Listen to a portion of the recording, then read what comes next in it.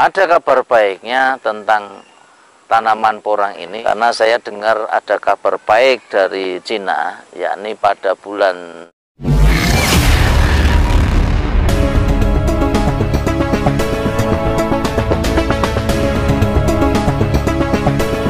Assalamualaikum warahmatullahi wabarakatuh. Untuk hari ini, sore ini, sambil ngabuburit juga, tak lupa kita dahului, kita ucapkan selamat menjalankan ibadah puasa bagi yang menjalankan, dan untuk besoknya selamat merayakan Idul Fitri. Mohon maaf lahir dan batin. Ini yang mungkin saya ucapkan untuk pembukaan. Terus lanjut, hari ini coba kita bahas lagi, yakni masalah umbi produksi.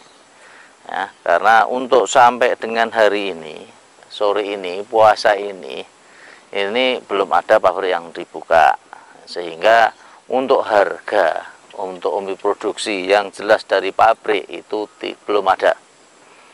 Ya, kita pastikan belum ada. Kalau ada harga umbi produksi, itu ialah spekulan-spekulan dari pengepul yang pengen membuat chip. Ya, saya tidak tahu nanti mau dibikin chipnya chip oven atau chip matahari.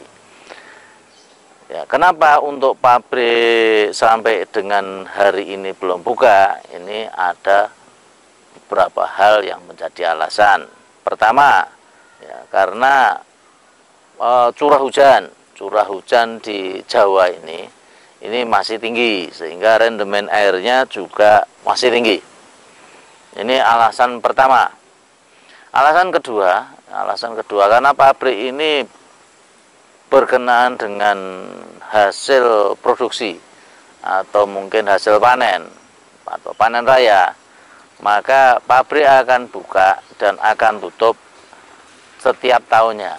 Pabrik akan buka apabila ada umbi produksi dan akan tutup lagi bila tidak ada umbi produksi. Karena sementara ini pabrik-pabrik di Indonesia ini sebagian besar itu ialah pabrik yang mengolah sampai dengan penepungan atau serpeh porang. Ya.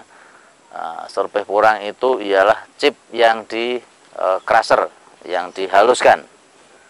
Nah, sementara untuk pabrik-pabrik kebanyakan masih mengolah sampai dengan itu. Nah, terus itu alasan yang kedua. Alasan yang ketiga, ini berkenaan dengan negara tujuan ekspor, karena 80% ya, untuk porang ini dibuang ke negeri Cina. Sementara dari Cina kemarin memang memberikan persyaratan-persyaratan, diantaranya yakni masalah registrasi lahan. Nah, yang itu untuk petani, yang untuk pabrik sendiri memang harus ditingkatkan kualitasnya. Ini memang harus diupdate untuk mesin-mesinnya. Ini tidak sembarangan lagi untuk porang-porang nanti akan diterima di sana, ya, supaya menjamin kualitas dan mutu. Ada kabar baiknya tentang tanaman porang ini, karena saya dengar ada kabar baik dari Cina, yakni pada bulan Juli nanti akan mulai segera terima umbi porang. Nah, dengan adanya informasi yang demikian, ini secara otomatis membuka secercah harapan untuk para petani yang ada di Indonesia. Nah, kemungkinan dengan adanya bulan-bulan 8 itu, bulan-bulan 7, bulan 8, secara otomatis nanti akan ada kenaikan harga. Kenaikan harga, karena apa? Ya, kemungkinan di awal-awal bulan, kalau seandainya nanti rencana pembukaan pabrik itu dari setelah habis lebaran.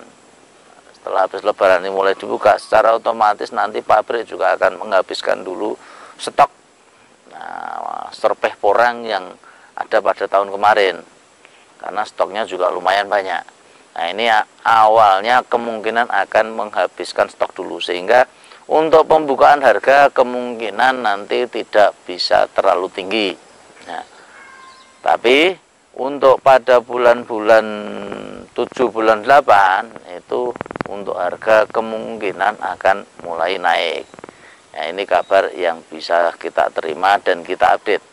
Ya, sementara untuk pasaran harganya berapa, angkanya di berapa, Ya karena saat ini pabrik belum ada yang buka, maka saya tidak bisa menjawab. Karena harga yang di luar itu ialah harga-harga yang dari pengepul. Itu untuk home industri, pengejipan porang secara pribadi. Ya, di luar masih ada yang terima harga 3.000, 3.500, ada yang terima 4.000. Itu silahkan nanti yang mereka saat ini mau lebaran, ya mungkin karena butuh untuk perputaran dan sebagainya, ya monggo. Tapi untuk teman-teman petani, karena tanaman-tanaman porang, ya, salah satu lahan kita yang di sini ini kebetulan lahan yang sudah dorman dan masih hampir 80% lahan kita lainnya itu belum ada yang dorman sama sekali. Dan ini untuk bulan-bulan ini masih seger, nah, cuman kita jarang untuk ekspos ke sana. Nah, itu ialah gambaran ya, gambaran tentang harga porang di tahun 2022. Ya, semoga untuk tahun ini harapan kita untuk para petani harga nanti bisa meningkat. Ya, tidak usah melambung, ya, karena melambung nanti jatuhnya terlalu sakit. Kita meningkat saja, atau mungkin stagnan, ya, stagnan sudah mulai stabil.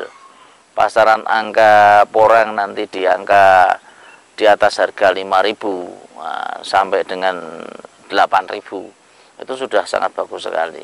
Ya, kalau seandainya nanti kita targetkan di situ dan harganya bisa melambung lebih tinggi, ya itu luar biasa, itu ialah bonus yang harus kita syukuri nantinya. Tapi apabila petani dengan harga 5.000, saya yakin kita juga punya matematika, hitungan dan sebagainya. Bagi mereka yang sangat merasa gagal secara otomatis, ya karena mungkin mendapatkan bibit yang harganya terlalu tinggi, pertama itu. Yang kedua, memang cara bercocok tanamnya mungkin masih kurang tepat. Karena apa? Ya, saya memandang untuk porang ini hampir 50% dari petani porang ini ialah petani pemula. Ya, dan backgroundnya bukan petani. Rata-rata di situ.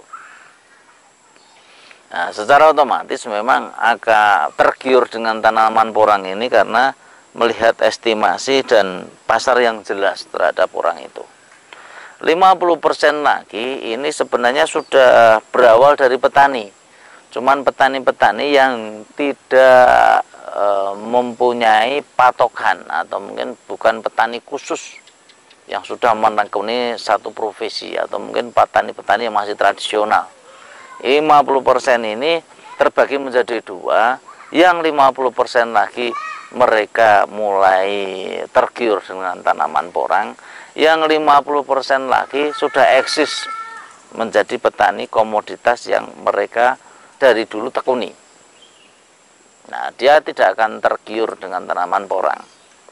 Nah, ini ada beberapa, sehingga ini hampir 75% petani porang ini ialah petani-petani yang masih belum mengetahui basicnya pertanian secara mendalam, sehingga estimasi biaya-biaya yang timbul di dalam penanaman porang itu menjadi sangat tinggi.